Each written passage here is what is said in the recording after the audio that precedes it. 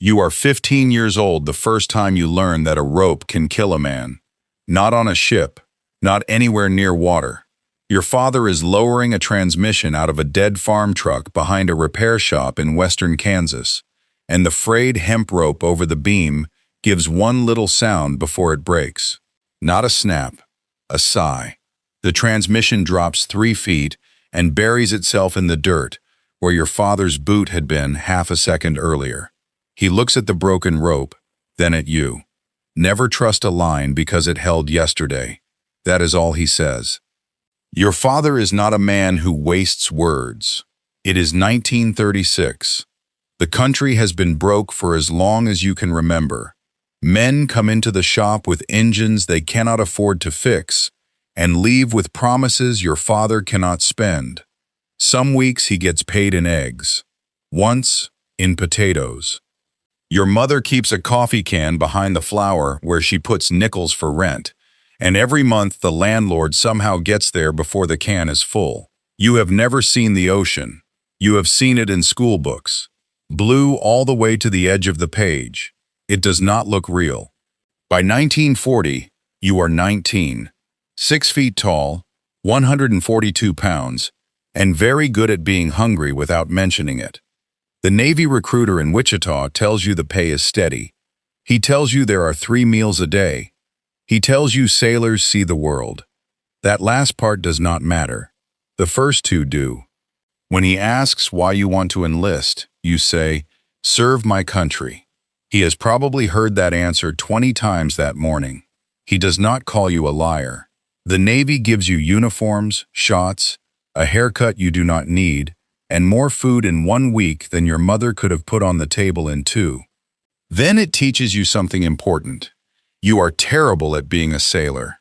The first time somebody tells you to secure a line to a bit, you stare at the bit like it has personally insulted you. You can rebuild a carburetor. You can patch a radiator with solder and bad language. You cannot tie a proper bowline. The Navy notices. So does Boatswain's mate first class Walter Keegan. Keegan is 34 years old, which to you is nearly elderly. He has forearms like fence posts, a voice built to cross open water, and 2 fingers on his left hand that do not straighten all the way because a mooring line closed on them in San Diego in 1931. He looks at your first bowline, then your second, then your third. You invent these yourself, Mercer? Yes, Boats. Stop. He cuts everyone apart. Then he puts 6 feet of manila line in your hands. Again. That becomes your education. Again. Again. Again. You tie bowlines sitting down, standing up, behind your back, with wet hands, with gloves, in darkness. Keegan can make you tie one while he is shouting unrelated orders into your face. He can wake you from sleep, hand you a line, and expect the knot before your eyes are open. You complain once, only once. He waits until you are finished. Then he takes the line from you, puts a loop around a steel stanchion, and pulls until the fibers creak. A line only matters when somebody puts his weight on it. You nod because you think he is talking about rope. He is. You just do not understand yet that he is talking about almost everything else too. By the time America enters the war, you are no longer terrible at being a sailor. Not good, not yet, but useful. You end up in the deck force, aboard USS Spence, a destroyer built for speed, guns, torpedoes, and the general Navy belief that young men can be taught to do impossible things if you shout the instructions clearly enough. Destroyers are not battleships. Nobody calls them floating cities. There is not enough room.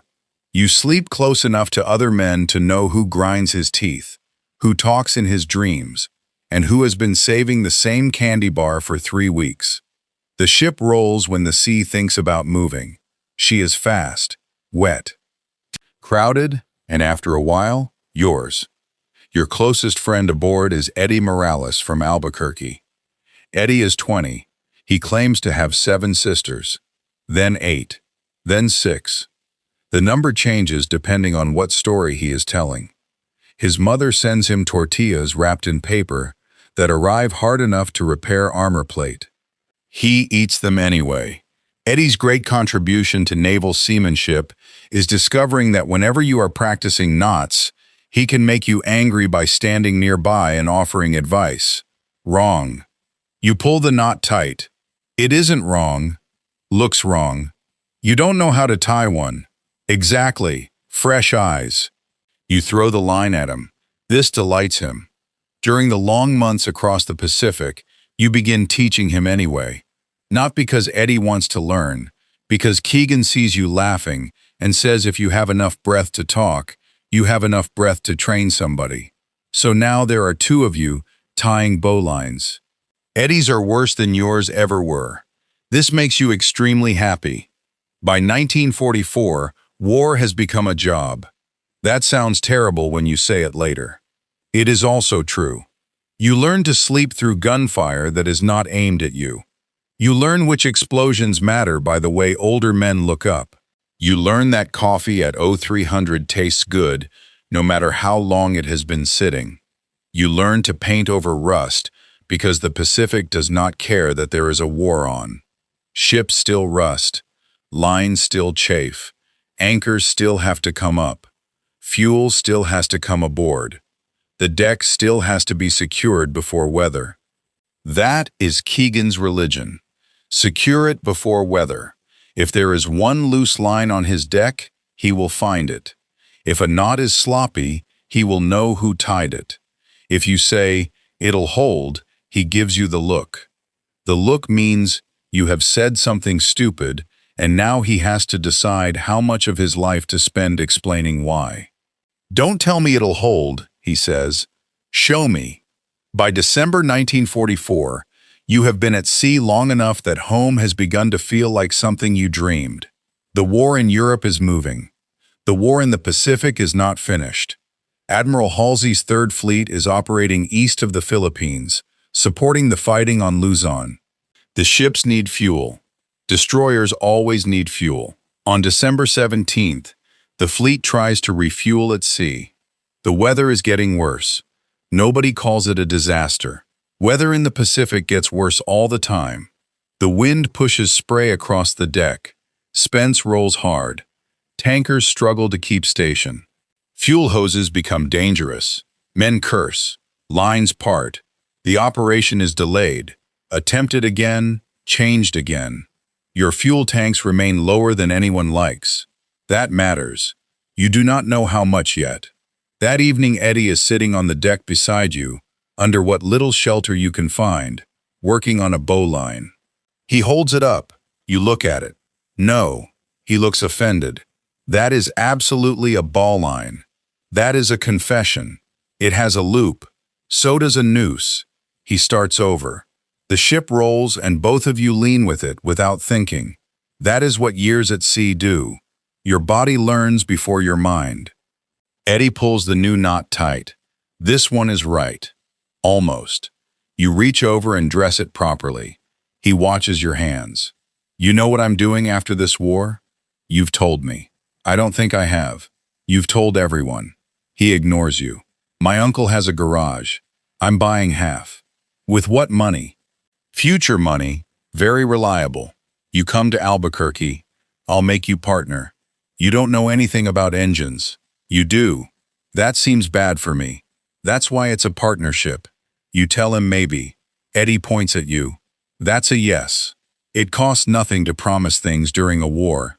Everybody is rich with later. Sometime after midnight, the wind gets serious. By morning, the Pacific has changed shape. There is no horizon. There is only gray water, gray sky, and the ship between them trying very hard to remain a ship. December 18th, 1944. You are 23 years old. You have survived combat. You have seen men killed. You have heard naval guns firing close enough to feel each shot in your chest. None of that prepares you for the ocean deciding it does not want you there. The wind screams through the rigging. Not whistles, screams. Rain goes sideways hard enough to hurt exposed skin. The sea rises in moving walls. Spence climbs one, hangs for a second where no destroyer should be, then falls into the valley behind it. Your stomach stays above while the rest of you goes down. The propellers race when the stern lifts clear, then bite again. Everything not secured becomes a weapon. A coffee urn crosses a compartment. Toolboxes tear loose. Men move hand over hand because walking has become an optimistic theory. The inclinometer swings. 20 degrees, 30, more. The ship comes back, then does it again. Each time slower. Keegan is everywhere. You never see him run. He just appears where the deck is worst. Life jackets. Lines. Check the fittings. Get that loose gear secured. Move. Move. Move.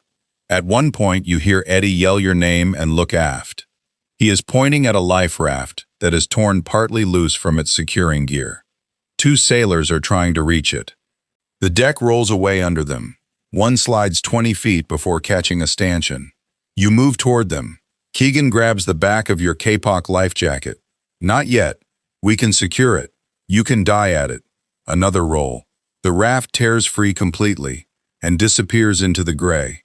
Keegan watches it go, then releases you. Now you don't have to. That is the thing about the sea. Sometimes it solves the argument. By late morning, Spence is fighting more than weather. She is fighting herself. Low fuel means less weight down low. Water is getting where water should not be. The ship rolls deeply to port, comes back, rolls again. You begin measuring time between the return. Nobody says what everyone is thinking. Destroyers are supposed to roll. They are supposed to come back. That second part is important. You are moving forward when a line breaks loose. It comes across the deck at ankle height. You see it too late. It wraps your right boot. The next roll throws you down. The line goes tight. For half a second, you are being dragged toward the rail. There is no dramatic thought, no mother, no childhood, no prayer, just the steel deck against your hands, and the simple understanding that if you reach the edge, you are gone. Then the pressure disappears. Keegan is over you with a rigging knife. The severed line whips away. He drags you against a fitting. You hurt? You shake your head. He looks at the remains of the line around your boot, then at you. Never trust a line because it held yesterday. You stare at him. He has never met your father. He is not making a point. He does not know he has just reached back 8 years into a Kansas repair yard. There is no time to tell him. Another roll hits. Somewhere aft, metal tears. Keegan turns. 3 men are struggling near a hatch. He pushes the handle of the rigging knife into your hand. Keep it. Then he goes toward them. That is the last clear thing you ever remember him saying. At approximately 11 in the morning, Spence rolls to port and does not come back. There are moments your memory keeps perfectly. A bolt head under your palm. A man's mouth open in a yell you cannot hear. A depth charge rack at the wrong angle. The color of the water. Then there are missing pieces. Men later tell you the ship capsized. You know this. You have read it. You were there. Your own memory is simpler. The deck became a wall. The wall became a ceiling. Then there was ocean. The cold hits first. People think tropical Pacific and imagine warm water. It is December. The wind strips heat from anything wet, and everything is wet. You surface once and see the destroyer's hull. Then a wave stands between you and the ship. Then there is no ship. You swallow water. Come up. Go under. Come up again. Oil is in your mouth. Your life jacket pulls you toward the surface, but the waves keep proving they are stronger. Men are shouting, some close, some far away. You cannot tell which voices belong to men you know. A piece of wooden debris comes past. You grab it. Another sailor has the other end. He is young, maybe 18. His face is bleeding. "What ship?" he asks. You almost laugh. "Same one." He nods as if that is useful information. A third man appears, then disappears behind a wave. then appears again farther away. You reach for him. Miss. That is when your hand finds the knife Keegan gave you, still tied to your wrist by its lanyard.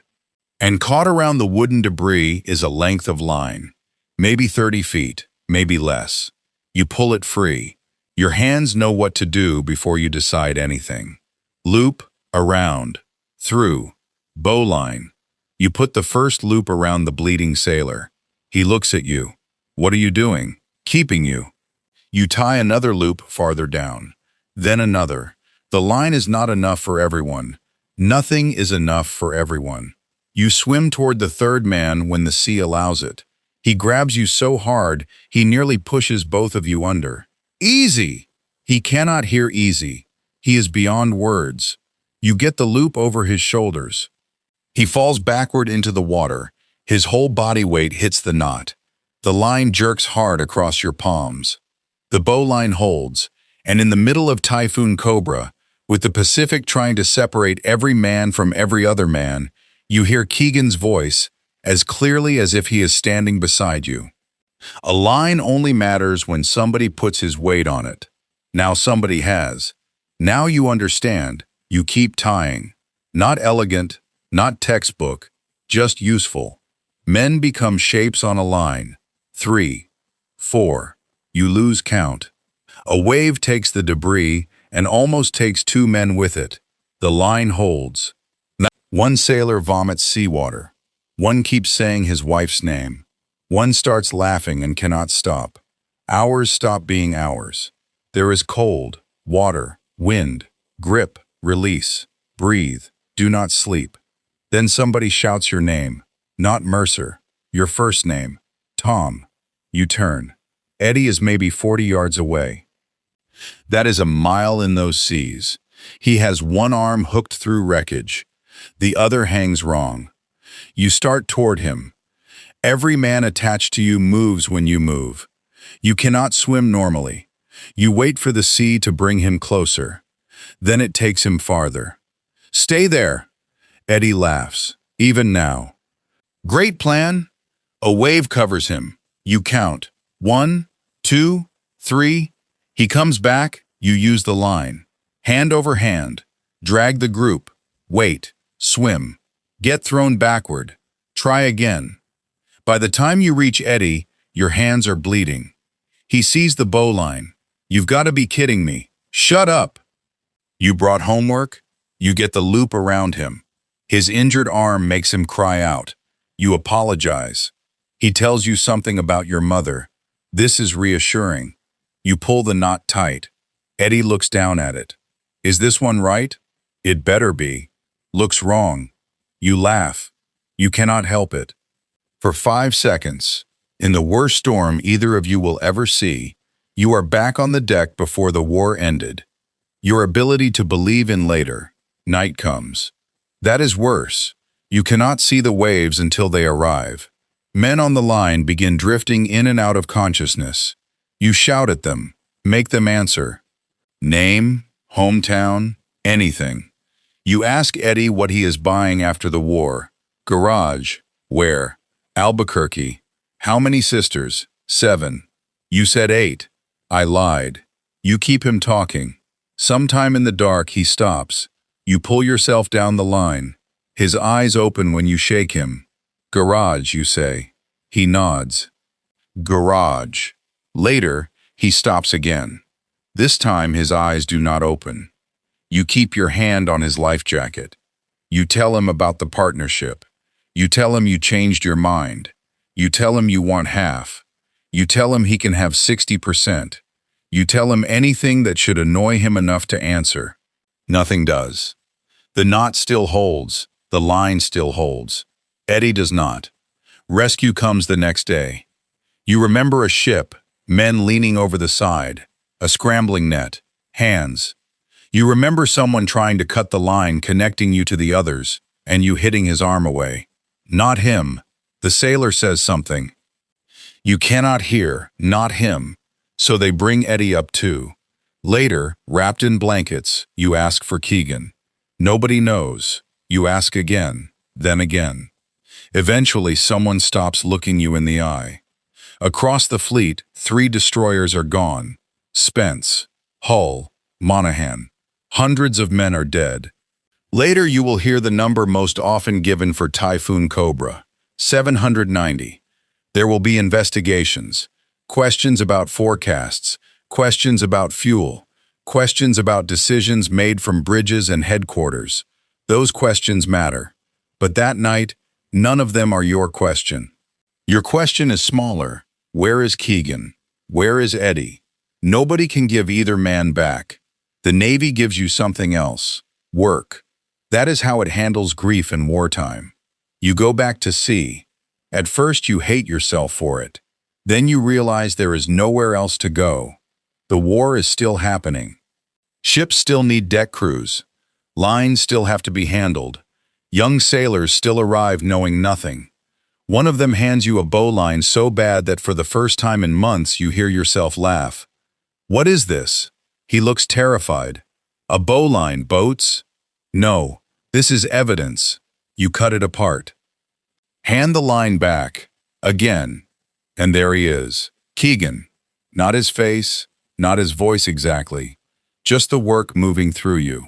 You make Boatswain's mate 3rd class, then 2nd, then 1st. The war ends. You consider going home. You even have the train schedule.